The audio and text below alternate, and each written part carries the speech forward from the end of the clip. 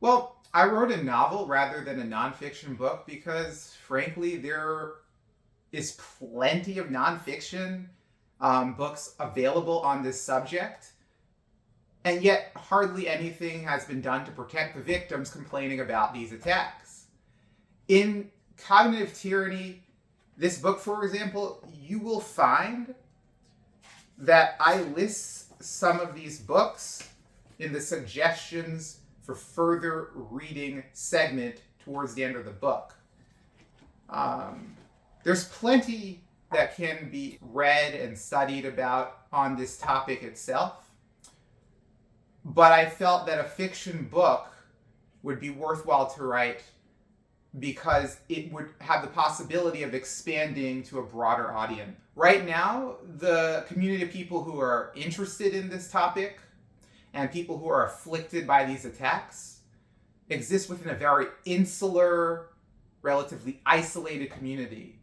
Sometimes the suffering and plight of the victims reaches those outside the community.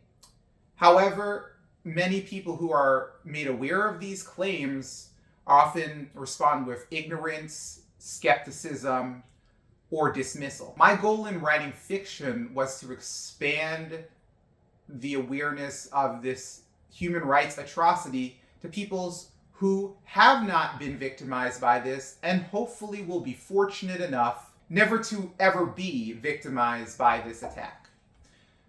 The goal is that perhaps I will reach so many people that we're going to get more people caring about this issue and actively petitioning their elected representatives, human rights organizations, the United Nations, as many important organizations as possible to say that, hey, we don't want to allow people to invade people's consciousness like this. This is not acceptable.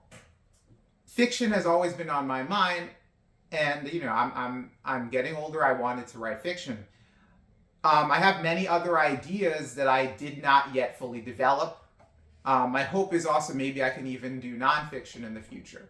But I felt the urgency of this issue demanded that I get in there and I try to make a creative contribution to this movement. And I think fiction will make more people aware of this issue, just like you see throughout history.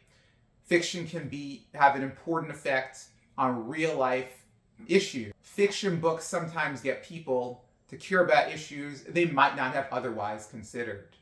And so that is why I wrote a fiction book rather than a nonfiction.